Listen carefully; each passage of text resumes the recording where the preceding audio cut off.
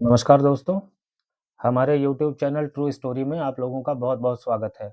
आज हम आप लोगों के लिए एक नई कहानी लेकर के आए हैं, जो हम आम तौर पे हम लोगों के परस्पर विश्वास पे आधारित है और किस तरीके से कैसे किसी इंसान को विश्वास में लेकर के अगर कोई दूसरा व्यक्ति विश्वासघात करता है, तो उसका अंजाम क्या होता है, ये हम इस कहानी में आपको सुनाएँगे।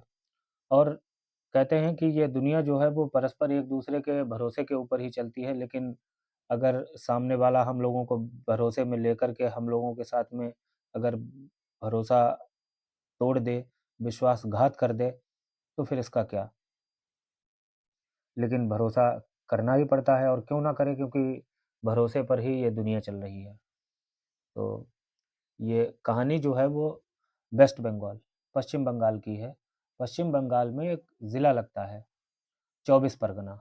और इसी 24 परगना ज़िले में एक थाना आता है महेशतला और महेशतला थाना अंतर्गत एक जगह लगती है जिसका नाम है मुंगी। और मुंगी में ही एक रोड है श्यामा प्रसाद रोड। श्यामा प्रसाद रोड के ठीक सामने ही इर्द-गिर्द एक 5 मंजिल कोठी बनी हुई थी और उस 5 मंजिल कोठी के सामने एक लगभग 25 या 30 यूँ कह लें 25 से 30 साल की उम्र के बीच लगभग एक युवती की लाश मिलती है वहाँ पर। लाश मिलने के बाद में वहाँ पर लोगों की भीड़ इकट्ठी होती है। पहली नज़र में ऐसा लगता है कि इसने इसी 5 मंजिल कोठी से ही कूद कर जान देने की कोशिश की है और इसी में ही इसकी जान गई है। लोगों की भीड़ बढ़ जाती है। देखते ही देखते तभी कोई पुलिस स्टेशन में खबर करता है और वहाँ के जो उस समय पुलिस स्टेशन पे सब इंस्पेक्टर तैनात थे, श्री विजय साहा, तो वो 2 सिपाहियों के साथ मौके पर पहुँचते हैं। देखते हैं लाश जो थी वो ज़्यादा पुरानी भी नहीं थी और ऐसा लगता था कि वो महज़ 2 या 3 घंटे पुरानी ही लाश होगी। पहली नज़र में देखने पर ये लगता है कि अ, युवती जो है वो आमतौर पे कूद कर ही इसने हत्या करने की कोशिश की है, लेकिन कहते हैं ना कि पुलिस जो है वो तब तक किसी चीज़ पर या किसी नतीजे पर नहीं पहुँचती है, जब तक अपनी खुद की जाँच में वो इस चीज़ों को तफ़्तीश ना कर ले। तो अभी इतनी जल्दबाज़ी में इंस्पेक्टर साहा के लिए भी कोई फ़ैसला लेना बड़ा मुश्किल था। उन्होंने बाकी औपचारिकताएँ पूरी करने के बाद में उस लाश को वो अ, अपने थाने पर लाने के लिए तैयारी ही कर रहे थे कि तभी वहाँ पर जो भीड़ लगी हुई थी, वहाँ पर किसी ने फुसफुसाहट की आवाज़ करते हुए ये कहा, "अरे! ये तो राधा बागची है।" अब उनके सामने एक सवाल था कि राधा बागची कौन? खैर, कोई बात नहीं, वहाँ की औपचारिकताएँ पूरी करने के बाद में इंस्पेक्टर साहा उस लाश के साथ पुलिस स्टेशन लौट आते हैं। पुलिस स्टेशन आने के बाद में उस लाश की जब गहराई से वो जाँच-पड़ताल करते हैं, तो ऐसा लगता है कि उस लाश के आँचल में कुछ कागज़ का टुकड़ा दिखाई दे रहा था। फ़ौरन ही वो बाकी जो महिला पुलिस कर्मी थीं, उनको वो कहते हैं कि इस लाश के आँचल से जो कागज़ का टुकड़ा है, इसे बाहर निकालिए। तो लाश के आँचल से जब वो कागज़ का टुकड़ा बाहर निकालते हैं, तो उस कागज़ में कुछ लाइनें लिखी हुई थीं और ऐसा लगता था कि ये लाइनें जो हैं, वो इसी लाश ने ही लिखी हैं और उन लाइनों में जो लाइनें थीं, वो मैं आपको हूबहू उन्हीं लाइनों को सुनाता हूँ। उसमें लिखा था कि मैं पापिन हूँ, कलंकिनी हूँ, मैंने मोहब्बत को कलंकित किया है, मैंने अपने प्रेमी को धोखा दिया है और उसके बिना बताए हुए मेरी कोख में जो है किसी दूसरे व्यक्ति का पाप पल रहा है और इस पाप को लेकर के मैं इस दुनिया में अपना मुँह नहीं दिखा सकती। इसीलिए मैं इस दुनिया को छोड़ कर के जा रही हूँ। उम्मीद है कि मेरा प्रेमी मुझे माफ़ कर देगा। इंस्पेक्टर साहा ने जब ये पत्र पढ़ा, तो इंस्पेक्टर साहा को ये लगा कि पहली बार में ही कि ये खुदकुशी का मामला है और प्रेम प्रसंग से संबंधित है।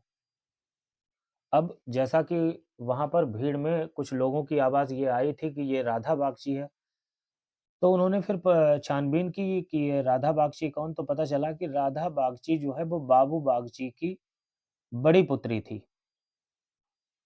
फ़ौरन ही वो 2 सिपाहियों को बाबू बागची के घर भेजते हैं, लाश की पहचान करने के लिए।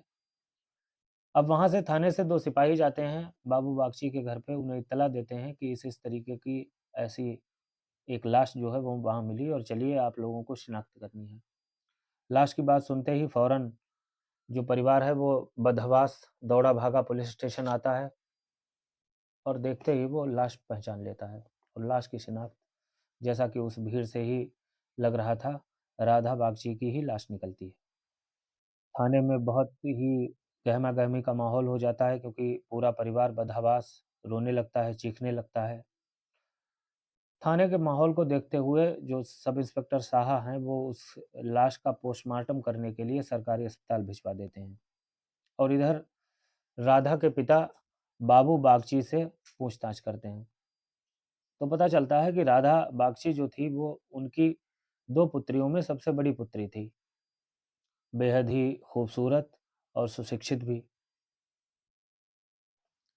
तो जब उनसे पूछताछ करते हैं और कहते हैं कि राधा बागची का किसी से कोई मिलना-जुलना था, तो बाबू बागची को बताते हैं कि नहीं मेरी बेटी का मिलना-जुलना किसी किसी से नहीं था, बस एक लड़का था जिसका नाम था अतुल गांगुली और अतुल गांगुली से ही वो प्रेम करती थी और दोनों ही शादी भी करना चाहते थे। इससे पहले एक चीज़ और आपको बता दूँ कि इतना सब करवाने के बाद में जब लास्ट की पोस्टमार्टम के लिए वो भेज देते हैं, तो उसके बाद ये जब परिवार से पूछताछ होती है, परिवार बताता है कि राधा जो है वो इस तरीके की लड़की नहीं थी और बेहद ही सुशील और बहुत ही सुशिक्षित और इंस्पेक्टर साहा को ये बड़ा अजीब लगता है क्योंकि पत्र का मिलना और इन सारी चीज़ों को आने के बाद में कुछ ऐसा ही इसी बीच वो परिवार पोस्टमार्टम के बाद में लाश जो है वो परिवार को सौंप देते हैं और परिवार उसका अंतिम संस्कार कर देता है। ये घटना 14 सितंबर 1984 की थी। लेकिन इंस्पेक्टर साहब परिवार को ये भी हिदायत देते हैं कि अगर इस मामले से संबंधित अगर हमें कोई और पूछताछ करनी होगी तो फिर हम आपसे संपर्क करेंगे। इंस्पेक्टर साहब बाबू बागची को एक बार फिर से थाने बुलाते हैं और उनसे पूछताछ करते हैं कि राधा का चाल-चलन कैसा था और किस तरीके से वो रहती थी। इसी बीच में पोस्टमार्टम की रिपोर्ट भी आ गई। उस पोस्टमार्टम की रिपोर्ट में ये था कि राधा की मौत जो हुई थी बेहद रक्तस्राव से यानी ज़्यादा खून बहने से और उसके शरीर पर चोट के कई निशान थे और उसका सर भी फटा हुआ था। इधर राधा बागची के जो पिता बाबू बागची थे, वो लगातार ये बात कह रहे थे कि मेरी बेटी ऐसी नहीं हो सकती। मेरी बेटी के चाल-चलन पर कोई भी किसी भी प्रकार का शक करना जो है वो मुनासिब नहीं था क्योंकि मैंने कभी इस तरीके का कुछ अपनी बेटी के अंदर देखा ही नहीं। लेकिन इधर साहा बड़े ही असमंजस में पड़े हुए थे कि एक तो पोस्टमार्टम की जो रिपोर्ट थी उससे भी इनकार नहीं किया जा सकता और दूसरी जो पत्र लाश से बरामद हुआ था उसको भी थोड़े समय के बाद में उन्होंने उस पत्र को भी जाँच-पड़ताल के लिए राधा की हैंडराइटिंग से मिलवाया, तो पता चला कि ये हूबहू राधा की हैंडराइटिंग का ही ये पत्र है। इसके बाद उन्होंने पूछा कि जो आपने बताया है कि राधा का अतुल गांगुली नाम के लड़के से प्रेम प्रसंग चल रहा था, तो उसके बारे में उन्होंने तफ्तीश की, पूछताछ की, तो पता चला कि ये जो अतुल गांगुली था ये अतुल गांगुली मुंगी के आदपुर मोहल्ले में इसका घर था और इसके पिता जो थे वो हावड़ा म्युनिसिपल ऑफिस में काम करते थे। बीकॉम तक की पढ़ाई करने के बाद में वो रोजगार की तलाश में इधर-उधर भटक रहा था। परिवार भी कोई ज़्यादा खास नहीं था और रोजगार की तलाश में इधर-उधर भटकने के दौरान एक दिन उसकी मुलाकात राधा बागची से हो गई और दोनों में दोस्ती हुई। फिर उसके बाद में दोनों एक-दूसरे से मिलने लगे और इसी दौरान एक-दूसरे से प्रेम भी करने लगे। ये तो कहानी का हो गया एक पहलू।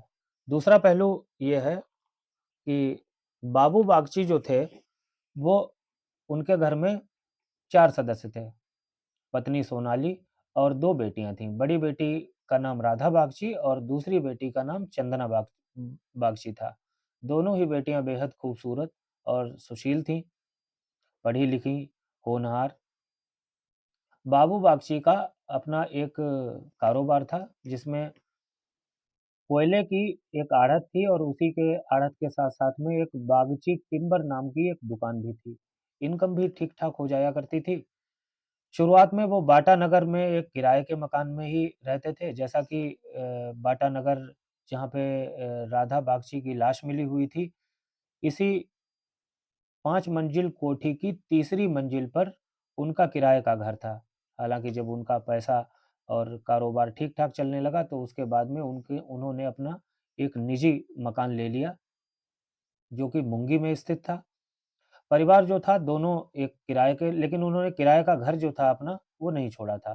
परिवार अपनी सुविधा अनुसार कभी किराए के घर में रहने के लिए चला आता था, तो फिर कभी मुंगी में अपने निजी मकान में भी रहने के लिए चला जाया करता था।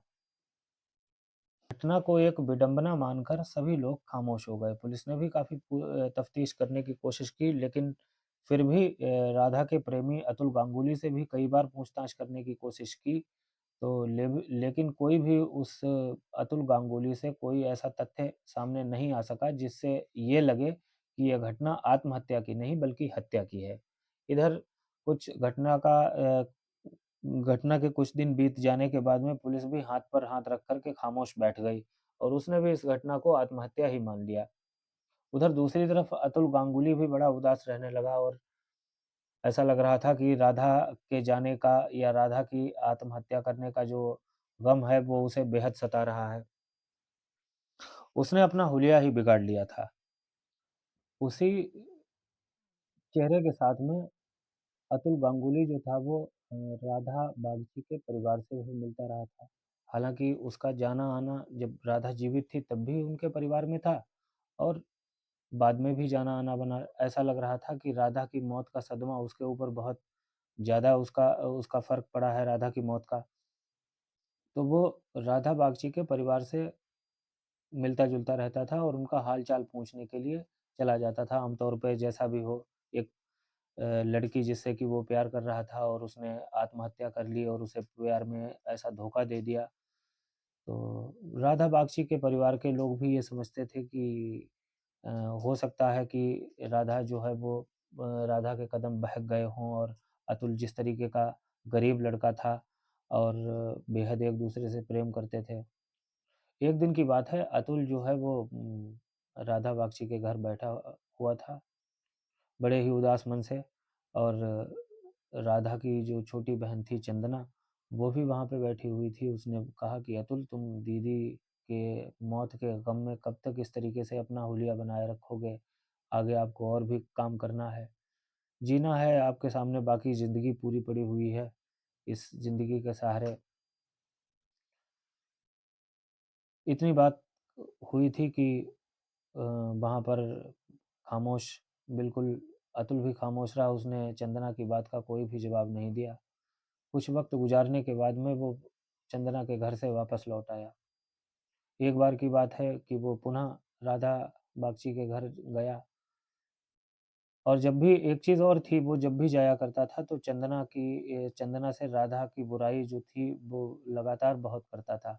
हालाँकि चंदना को ये बात बुरी लगती थी लेकिन पोस्टमार्टम और बाकी सारी चीज़ें और पत्र का मिलना, तो इन चीज़ों को सोच कर के वो खामोश हो जाया करती थी।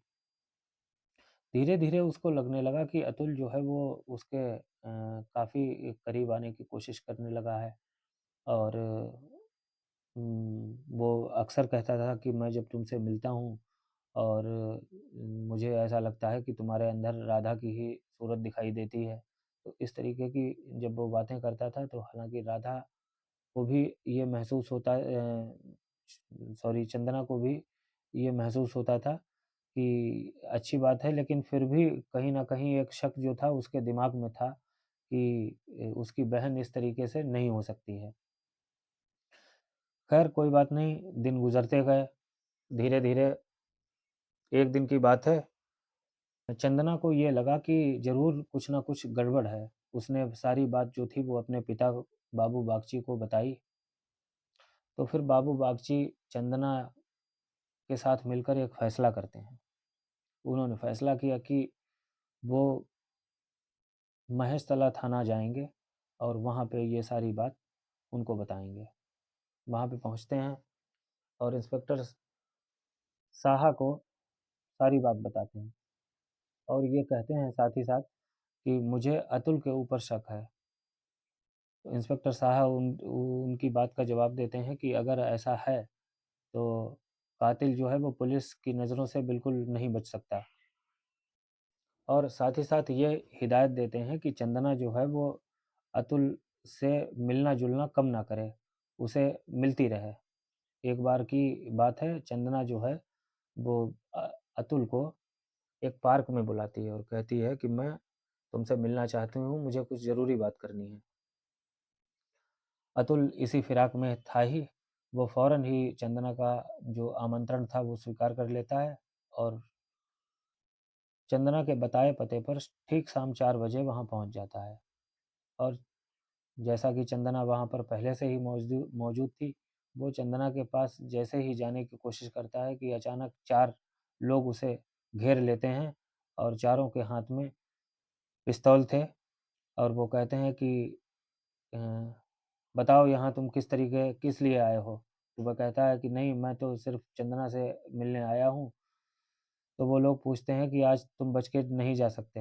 अतुल को ये लगता है कि वो किन्हीं किसी बदमाशों के चक्कर में पड़ गया है, लेकिन फिर तब तक उन्हीं 4 व्यक्तियों में से एक जो व्यक्ति होता है उसके गाल पर बहुत तेज़ घूँसा मारता है और कहता है, "सच-सच बताओ, राधा की हत्या तुमने की थी?" पहली बार में तो वो उन लोगों को घुमाने की कोशिश करता है, लेकिन फिर उसे ये लगता है कि अब मैं यहाँ से नहीं बच सकता। उसके सीने पर पिस्तौल रखने के बाद उससे पूछते हैं कि सच-सच बताओ, राधा की हत्या तुमने की थी? नहीं तो तुम्हें गोली मार दूँगा। तो फिर वो कहता है कि नहीं, मुझे मत मारो, राधा की हत्या मैंने ही की थी। उसके बाद वो जो 4 लोग थे, वो उसको कहते हैं कि अब तुम्हारी जो मरम्मत है, वो पुलिस थाने लेकर के चलेंगे, वहाँ ही करेंगे चल के। वो अतुल गांगुली को थाने लेकर के लौट आते हैं, लेकिन अब भी पुलिस के सामने ये एक सवाल था कि अगर अतुल ने राधा बागची की हत्या की थी, तो इस हत्या को करने के पीछे की वजह क्या थी? अभी ये सारी चीज़ों का भी एस्टेब्लिश होना ज़रूरी था, क्योंकि लाश तो पहले से ही मिल चुकी थी और कातिल भी मिल चुका था, लेकिन कातिल का जो मोटिव था, वो अभी ढूँढना पुलिस के लिए बाकी था। तो अभी आधा काम हुआ था, आधा बाकी था। पुलिस ने बहुत गहरी पूछताछ की अतुल से, तो जो पूछताछ में बात निकल कर के सामने आई, उसकी कहानी कुछ यूँ थी। दरअसल बीकॉम करने के बाद अतुल गांगुली जो था वो रोज़गार की तलाश में इधर-उधर भटक रहा था। इसी दौरान उसकी मुलाकात राधा बागची से हुई। राधा बागची देखने में भी बेहद खूबसूरत और सुशिक्षित, पढ़ी-लिखी, सुशील लड़की थी। देखते ही देखते पहली ही नज़र में एक-दूसरे से दोस्ती हो गई और दोस्ती होने के बाद चूँकि राधा जो थी वो बाबू बागची की बेटी थी और ठीक-ठाक उनका कारोबार चल रहा था और परिवार भी ठीक-ठाक था और इनकम का जो ज़रिया था बाबू बागची का वो भी अच्छा खासा था। तो इस तरीके से पैसे की तो परिवार में कोई कमी नहीं थी।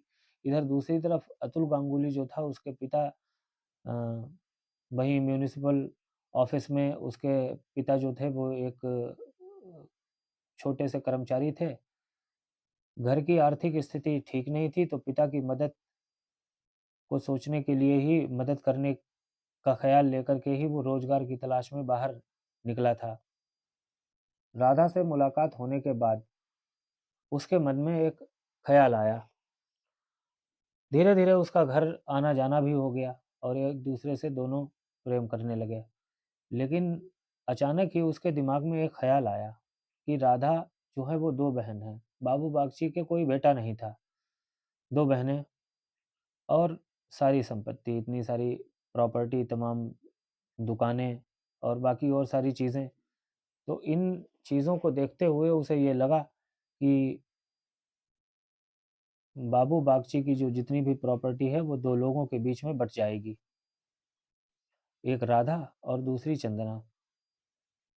काश बाबू बागची की बेटी अकेली ही राधा होती तो वो सारी प्रॉपर्टी उसे मिलती। तो इसी बीच उस वो फैसला करता है कि कुछ ना कुछ ऐसा किया जाए जिससे पूरी जो प्रॉपर्टी है वो उसको ही मिल जाए। इधर राधा जो थी वो उसके प्रेम करती ही थी और पूरी तरीके से उसने सब कुछ उसे अपना दे दिया था।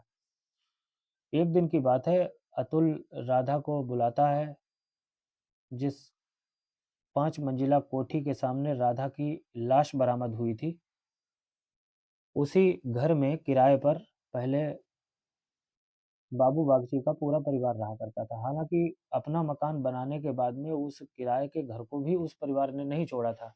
यदाकदा परिवार अपनी सुविधा अनुसार वहाँ रहने चला जाता था। तो उसने अतुल गांगुली ने राधा बागची को श्यामा प्रसाद रोड स्थित उस 5 मंजिला कोठी की तीसरी मंजिल पर जहाँ पर किराया था, वहाँ किराए का मकान था, वहाँ पर बुलाया और उससे कहा कि मैं एक बंगला भाषा की नाटक में काम कर रहा हूँ और कुछ उसके डायलॉग्स हैं वो लिखने हैं। तो क्या वो तुम उन डायलॉग्स को लिखने में मेरी मदद करोगी? हालाँकि राधा पढ़ी-लिखी लड़की थी और इन रचनात्मक और कलात्मक कार्यों में बढ़-चढ़ के हिस्सा लेने वाली थी, तो वो खुशी-खुशी तैयार हो गई। उसने कहा कि ठीक है, मैं तुम्हारी मदद करूँगी। तो कुछ डायलॉग्स जो अतुल गांगुली था, वो बोल रहा था और राधा बागची उनको लिखती जा रही थी। जब वो डायलॉग्स पूरे हो गए, तो अतुल ने कहा कि ऐसा है कि अब समय भी काफ़ी ज़्यादा हो गया है और एक काम करो, इन डायलॉग्स का जो ये पेपर है, इस पेपर को तुम अपने साथ ही रख लो और इसमें बाकी चीज़ें या कोई सुधार की ज़रूरत हो तो इनको तुम अपने घर पे लिए जाओ और उनमें सुधार कर देना और अगले दिन हमें दे देना। राधा तैयार हो गई, राधा ने वो अपना जो कागज़ का टुकड़ा था उसको फ़ोल्ड करने के बाद में अपने पास रख लिया और आगे-आगे राधा और पीछे-पीछे अतुल। अतुल जो था वो राधा को छोड़ने के लिए चलने लगा।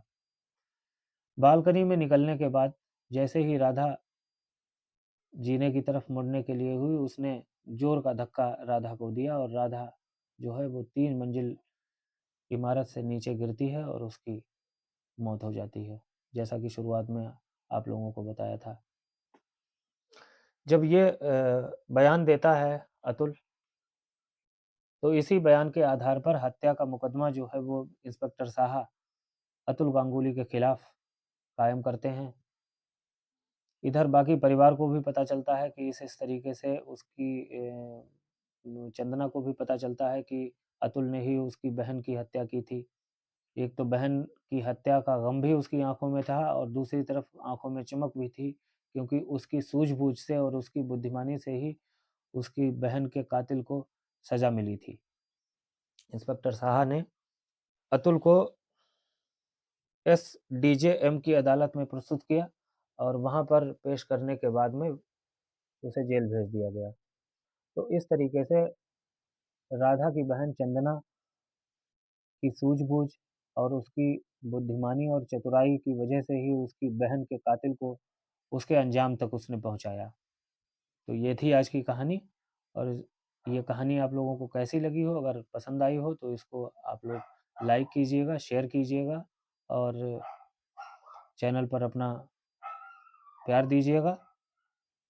धन्यवाद।